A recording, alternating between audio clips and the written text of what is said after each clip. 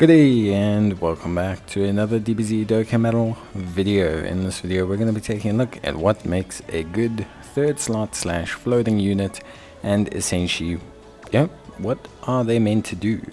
So we discussed the second slot and the first slot. If you need any assistance with those videos, obviously you can take a look in the top right hand corner.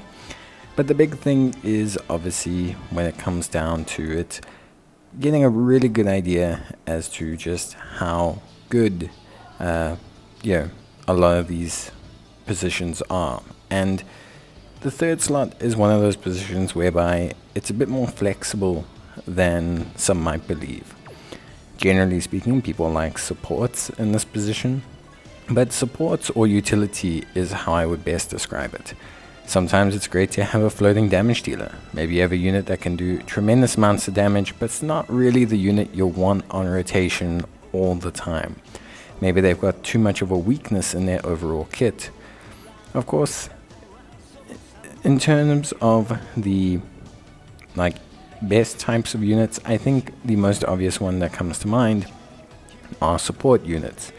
And these are units that essentially boost the rest of your rotation. These units by themselves, generally speaking, aren't units you want to keep on rotation all the time. They very well could be, and that's kind of where the flexi ability comes in.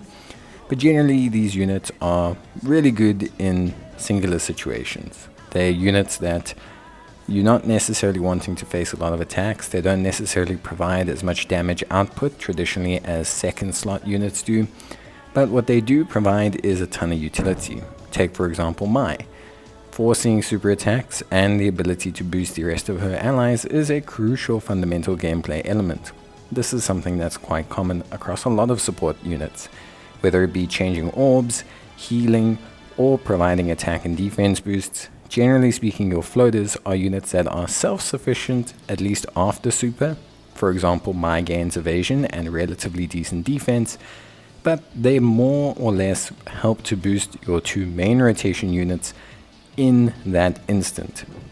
Now of course it's flexible. Remember, you should always position your units based on who's going to take the minimum amount of damage in that situation, but generally speaking the third slot is holistically comprised of supporting units, and this can be not only just flat attack and defense buffs like Mai and Zamasu and Gowasu, but it can even comprise units that maybe traditionally aren't seen holistically as support units. These could be units that provide just in general good utility, but maybe aren't strong enough offensively or defensively to be a mainstay unit on the rotation.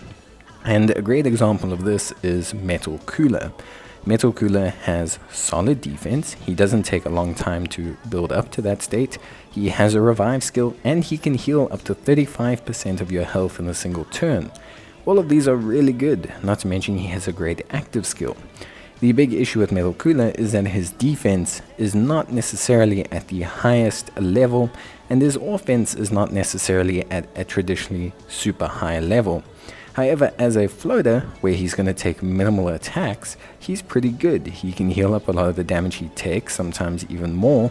He also provides to you a revive skill, nullification in the third slot, and you can use his active skill. Not to mention after super, his defense is pretty decent. This is an example of a floater that's not necessarily your standard support type unit. And a lot of units can flexi like this. For example, the Physical Trunks LR or the Demon King Piccolo are also units that can float when necessary. They're units that don't take too long to build up, but don't need that second slot priority to be effective. It's just depending on what you're running. You can even use especially tanky units. Maybe you have units like AGL Golden Frieza or Tech Golden Frieza who maybe takes a bit more damage than, for example, your pseudo tanks or has a conditional requirement, but you still want a unit that's not going to take too much damage in that third slot, and a unit you can just shuffle and push across. A unit that's become a floater for me is Tech Gohan. And then you obviously get units that may be temporary floaters. These are units like the Strength Gogeta and the Tech Vegeta, who during their first couple turns are definitely units you don't want to keep on rotation too long. they gain a lot of benefits being in that third slot, and they're units that can really benefit you by being there. The big thing with them is that when they do transform, they immediately change their positioning, and that's why I say slot positions are always flexy. Always base yourself on what your units are currently doing and what the current rotation is and what you're currently facing from the boss, rather than trying to constantly keep the same rotations. The support unit's great, but if that support unit's taking 20 attacks in slot 3, maybe consider switching them out. And even units like in Chilai, who are units that have great flexibility, can be second slot or third slot units.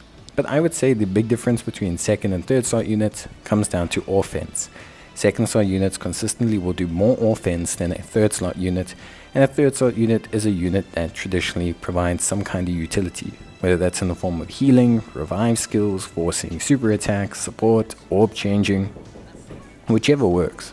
I think the big difference for me is essentially the speed at which a unit builds up. Second slot units, you probably want to prioritize their build up a lot more, so they generally need to have more turns, whereas third slot units traditionally don't need much build up. They're kind of good on turn or solid after super, and generally speaking they provide a certain amount of support and facilitation to other units. Of course, that's not the only answer ever, but it is just an idea on what kind of units you should look at. And of course, as well, it's not a rule of thumb approach. But I think at the most, it's at least something that you can take a look at and get a good idea on. So it would be cool to see what you guys think. But for me, overall, those are my thoughts on floating, and bye.